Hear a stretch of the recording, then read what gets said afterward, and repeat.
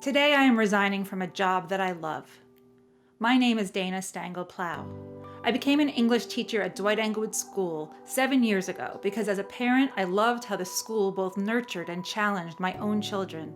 But over the past few years, the school has embraced an ideology that is damaging to our students' intellectual and emotional growth, an ideology that requires students to see themselves not as individuals, but as representatives of either an oppressor or oppressed group. This theoretical framework pervades every division of Dwight-Englewood as the singular way of seeing the world. As a result, students now arrive in my classroom accepting ideology simply as fact. I've seen up close how this hinders their ability to read, write, and think.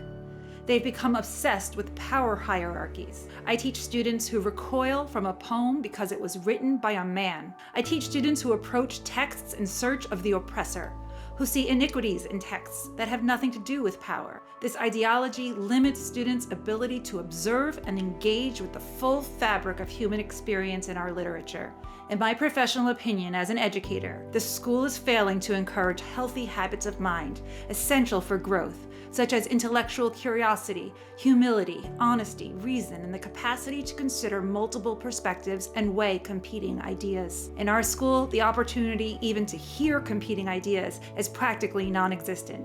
Sadly, as a result, the school is leading many to become true believers and outspoken purveyors of a regressive and illiberal orthodoxy. Our young students have no idea that the school has placed ideological blinders on them. Of course, not all students are true believers. Many pretend to agree because of pressure to conform. I've heard from students who want to ask a question, but stop out of fear. I've heard from students who don't participate in discussions for fear of being ostracized. One student didn't want to develop her personal essay about an experience she had in another country because she was worried that it might mean she was, without even realizing it, racist.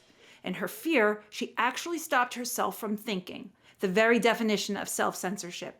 I care deeply about our students and our school, and so over the years I have tried to introduce positive alternative views to our community. My efforts have fallen on deaf ears. The reality is that fear and orthodoxy pervade the faculty. Last fall, administrators told us we were not allowed to question the school's ideological programming. And on at least 2 separate occasions, our head of school even went so far as to tell the entire faculty that he would fire all of us if he could, so that he could replace us all with people of color. This February, during a faculty meeting, teachers were segregated by skin color. White teachers were placed into a white caucus group, asked to remember that we are white and to take responsibility for our power and privilege. I reject this essentialist, racialist thinking about myself and my colleagues, and I worry for the students. Will racial segregation be forced on them next? I am fully aligned with the values in Dwight-Englewood's mission statement: community, diversity, courage, and making the world a better place. As an educator, I strive to create an inclusive classroom by embracing the dignity and individuality of each and every student, regardless of their cultural or group identifiers. My humanist approach cultivates a mutual respect and empathy, curiosity, and open-mindedness. I want to empower all students with the skills and habits of mind they need to fulfill their potential as learners and human beings. Unfortunately, the school's orthodoxy undermines my humanist approach to teaching and creates deep divisions among our diverse population, destroying any chance at a true and unified learning community. Dwight-Englewood used to claim that we teach students how to think, not what to think. But sadly, that is just no longer true.